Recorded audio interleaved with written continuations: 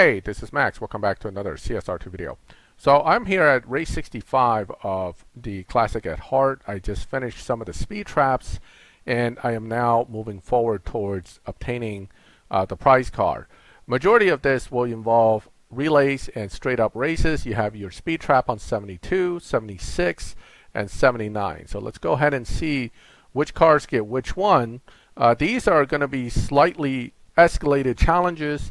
Usually they're a little tougher, and you need some stage 6s to make most of these. But let's see what they are first. My cars, fortunately, are basically all fully upgraded except for the Enzo, which is stage 5 only. And therefore, I should have no problem making it through any of these challenges. Nonetheless, we should at least look at how difficult they are and see if any of them may actually hold people back from completion. Any of these events, you have to understand that if you're missing a lot of parts, whether it be fusions or stage 6s, you're more than likely going to get stuck. It's not going to be easy to just blow through an event with partially built cars. Okay, let's take a look here. This Porsche is not tuned properly, in my opinion.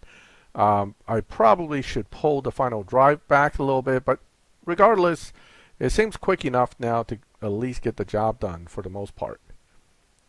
Okay, so this relay is the first of the 5-car relays which involve the Ferrari, but as you can see, none of these relays generally become super hard. It's a little bit difficult, but if you have the right upgrades, they're pretty easy actually. Okay, so Purple Star Elva. Nice and easy. We'll go to car number 4. I used the Zonda HP Barchetta for this particular event simply because it's more built than that Porsche, and I don't have any stage 6s for the Green Hell Porsche, which will put me at a disadvantage getting to this point. However, we do know that challenges are adjusted based on what car you have. I just can't imagine I can get straight through with a stage 5 only Porsche. And if it requires paid crates to get parts for that Purple Star Porsche, then that's kind of like a money hurdle, right? It's basically a hurdle that puts you in the position where you either have to pay money or you can't move forward, and we don't want to have to deal with that. Okay, I'm not exactly sure what's the best way to drive the Ferrari, so bear with me here. I just put it to stage 5 and filled it with fusions, so I'm still trying to figure the car out for a bit. All right, so European Series credits, better get some gas if it lets me. It probably won't. Best to fill up the gas before you start these events. I always end up doing this. I'll start an event and realize I have like 2 pips of gas left. Not the best thing to do, but if you want to use gold to fill it, in any case, it wouldn't be too big a deal. But let's go ahead and just run it because it didn't let me get into the gas screen on that particular race. So maybe another race or two it'll try to get me in there. Okay, so let me see. I'm not exactly sure what the best shift pattern is yet. I'm gonna use this one first. That's a 9-0 run. Okay, that's not too bad. So this car basically at stage 5 only full fusion can actually beat the Tempest 3 trial. So if you want to, possibly lead it, it's a possibility. Not a bad live racer car if you don't fully upgrade it. Although I wouldn't say it's super good either. Let me try it this way this time with the almost instant second and nitrous. See if we get a better time or not. Oh, that was a little better.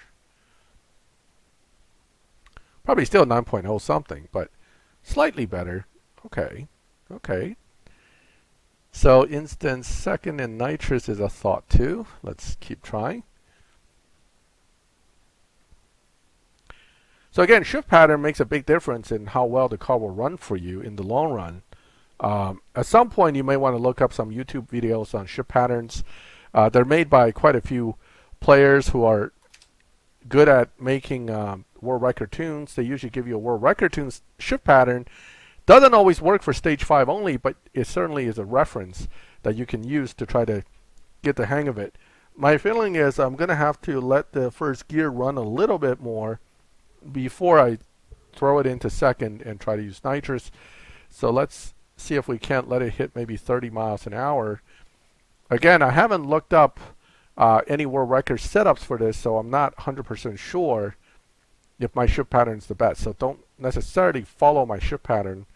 And some of you might be getting like 8 point something runs with this car already at stage 5 only, which is great because that might be enough to beat Harkness. Not that I would cut it that close though. I would want an 8 point, low 8.5 and faster car as far as using it for that purpose.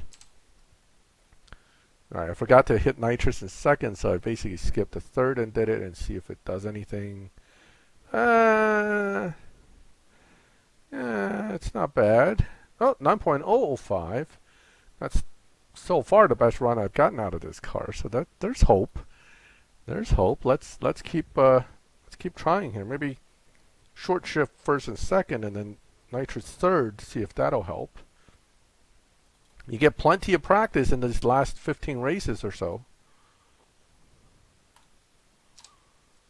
Okay, so I kind of short shifted to third that time, and what do we get? What do we get?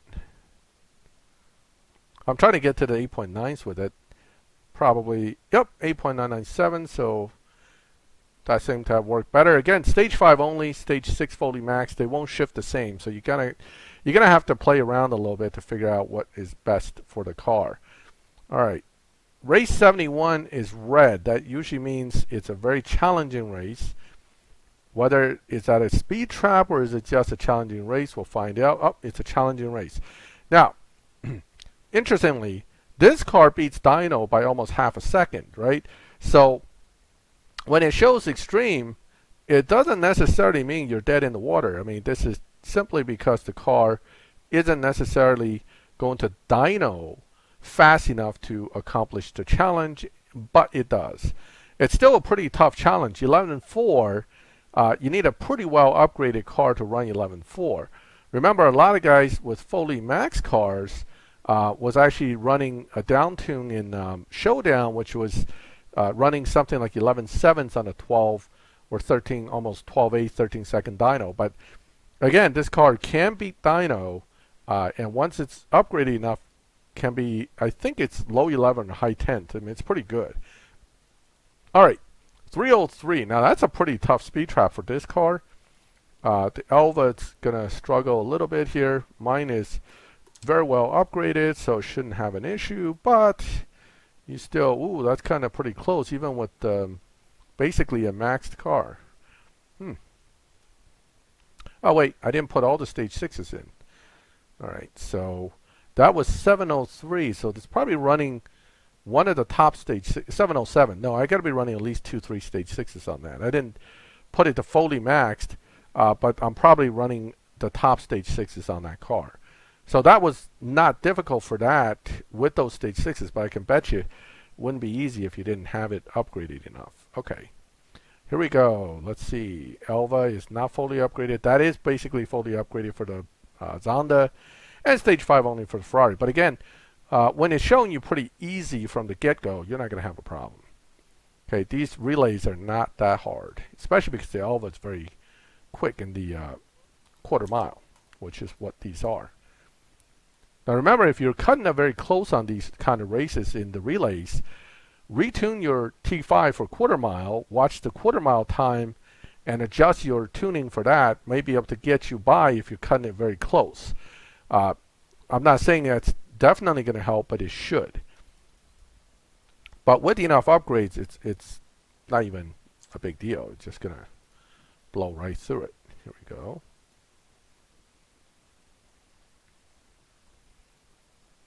Okay, that went pretty well. Now, I have a big margin of error here for the Ferrari, which means I could play around with shift pattern again, even though it may risk slowing the car down. Certainly doesn't hurt to. Alright, so that time I kind of went really fast to third. 6.1 in the quarter mile. I'm not sure how good that is in the half mile, but that was a 16.2 versus 20 seconds. you have a huge margin of error there. So no problem at all. So that is now race 73. We're going into 74. So moving right along here. So 72 speed trap for the Alva was not easy. Okay, 74, it's back to racing with the Ferrari. Everyone's telling me the Ferrari can do this with stage 5 only, so I'm expecting to not have to worry about any stage 6s for it. But let's see, we probably have to tune for the speed trap or shift differently. That's the main thing that I have to worry about, because I hear that race 79 has held some people back, but it shouldn't. Oh, so almost skipping to third in nitrous seems to produce the best run so far. 8.9. Okay, so that's what I'm going to use from now on. I'm going to go ahead and skip gear to third nitrous, and that should give me very good runs for the most part. Okay, here we go. Let's try that again. Whoops, didn't skip this gear fast enough. Sometimes it sticks or I forget to click twice. That didn't do too bad either. Let's take a look. So we're solidly in the 8.9s now. That's good. So this car is basically 8.9 at stage 5 only. I forgot what the dyno is. I'll be honest with you. I think it's a 9.0 dyno or 9.1. We'll go back and look at that after we collect the prize car, or if I have to go back to retune for the speed trap. All right, this is a silly speed trap for the NSXR, which is really good at speed traps, so it shouldn't have any problem considering it's both maxed and elite. All right, so we did 260 in the quarter mile. Now, remember I was saying it's almost better to use a maxed tier 4 than a half-built tier 5 for the first lock-in. So whatever you're locking in first, definitely try to pick a maxed car for it, because it will put you in a much stronger position overall. Even relative to the relays with all 5 cars, a maxed car being in the position should still help you. All right, here we go. Now my other run with a little bit of second gear before I hit nitrous also seems to have done pretty well. So there's more to be had in there. I think I can squeeze more performance out of this with the right timing on the shifts. That will require a lot more testing and practice to truly get. So we're not going to worry about that right now, just finishing an event. But it's something to look into, because it could potentially push you through when it's kind of a close call deal. All right, so this should be an easy enough relay, because again, fully maxed car, stage 5 only car, and it's barely challenging, which is super easy in this game. Anything that says challenging or less is generally super easy. Hard is easy, and extreme is probably hard, unless it's like a full 4-bar extreme. We'll talk about that on the last relay. You'll see what I'm talking about. If it's not a 4-bar extreme, it's almost always hard at most, mostly relatively easy. And when it goes from challenging to easy after the first relay race, then it's going to be really, really, the other car barely moves before you get to the end of the line.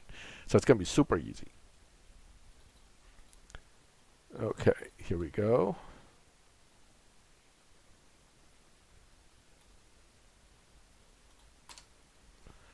All right, so off we go to the races. All right, 6.0 in the quarter mile. Like I said, the opponent's way behind me. 6.0, 9.3, so super easy. All right, so here comes race 59. This is the one that I've had a few players actually contact me about, saying, look, we can't make this speed trap. It's really difficult with the Ferrari. I know from most of the guys I spoke to on the crew, the difficulty isn't that bad. So extreme, let's find out what it is first. I think it's 291 mile per hour in the quarter mile, and then we'll try to kind of nail that speed trap if possible. 281. Okay. All right, here we go.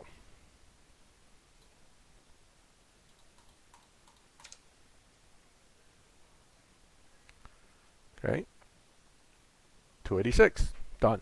So basically, by skipping to 6th gear and hitting nitrous, you can push the car easily into the 287. I did not retune the car at all. This is running basically nitrous 2.0, 2.0 final drive, and 5347 on the tire, and you just got through without retuning. I mean, I didn't even have to go to retune it. Just skip to 6th gear, not skip, short shift to 6th gear and hit the nitrous, and boom, you're done. Now, this is again extreme, and notice this is very, very extreme, extremely extreme. Okay, let's take a look at the actual bar. It's a little hard to see, but the actual bar is short by about half, 3/4 of the bar on the final piece. Anytime this is not filled, that means it's not that extreme. You'll be all right. Just don't screw up too bad, is basically what that's telling you. So this will be considered hard challenge, but certainly not anywhere close to true extreme, because it's doable. If it's truly extreme, it's not doable. The car will simply beat you. Okay, so in SXR, okay, I forgot to hit nitrous.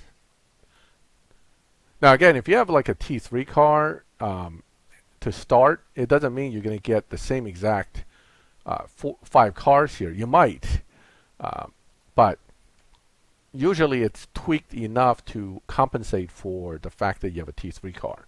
So while it's still going to be extreme, it shouldn't be crazy impossible type thing. All right, here we go.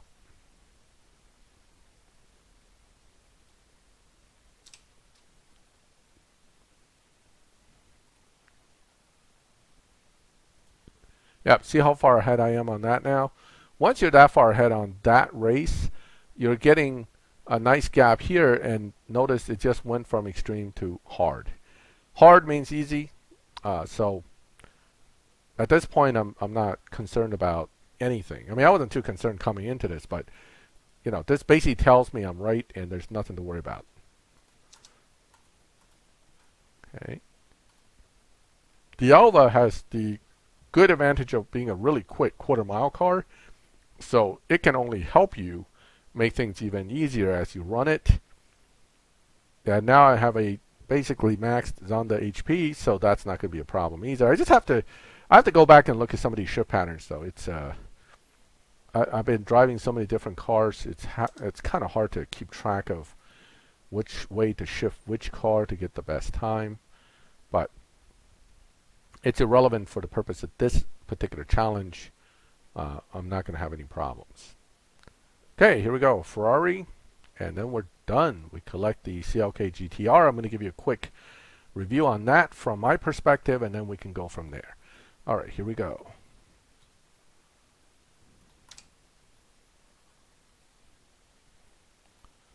Okay. Yep. Nice, decent gap. This car was coming up pretty hard because it does like a 4.8 second quarter mile. But notice I still had basically a 2-second difference from whatever the opponent was running. Okay. 5 gold keys, always helpful. All right, let's collect the prize car, and then let's talk a little bit about the prize car before we end the video. So this is, again, to me, a relatively straightforward event challenge. Would I call it easy? No. Is it super hard? No. It's mediocrely hard. Generally speaking, the main hurdle for people would be the Elva, which is locked in the 3rd position. So the 3rd position challenges are pretty hard. And then if you don't have the Pagani and you're using the Porsche from the Green Hell, that might be a challenging lock-in as well. But the Ferrari itself is not a challenging lock-in. Everything relating to the Ferrari is relatively easy. This is all, of course, if you have the fusions, if you have the parts to at least get the car to stage 5 full fusion. So here we go. Here's the GTR race car. Now, let's talk about this car. This is a classic. I mean, anybody who knows anything about this car knows that this is a very cool car. There are only about 25 of these in the world, and it's based on the CLK race car because they have to, by racing rules, make some street versions of the car in order to enter those into the race. manufacturers make these for street use, and what we see here is the street version of that car. So is it any good? Well, unfortunately for you and for me, I haven't found this car to be all that great. Now, it doesn't mean that it cannot win in live, but compared to the Enzo, compared to the McLaren GT3, it really falls short by quite a bit. So it's not a car I'm going to put a whole lot of effort into, but I suspect, like the American series, all these prize cars are going to end up in maybe in some kind of final race event, and you're going to have to build it anyway. So I'm going to slowly put it to stage 5 and then hold it there while I figure out what's going to happen with the final events. And when we get to that point, if it's needed, I will use it. Another way to do it, if you're already short on cash and other resources, is don't touch it. Wait until the event gets to that step and then build it, a few days ahead of the event starting. You'll see it, build it, go from there. But ultimately, I don't expect to see a lot of these guys in live doing really well. You're going to see a few of them in live no matter what, because people will build them and use them, but I don't think it's that competitive under the current matchmaking system. So that's my final little tidbit on this particular event. In general, it's not too bad. It is not super easy, not super hard. You get a prize card, but again, it's a prize card that I'm not super excited about, other than the fact that I would like to collect it just to have it. Let me know your thoughts and how your experience went with this event. I know the video's late, it's the last day, but unfortunately for me, I was very busy. I didn't get to this part of the event until just today. If you like the video, leave a like. If you like my channel, subscribe, hit the bell, get notifications when I put up these videos. And as always, thank you for watching my videos. I'll catch you next time.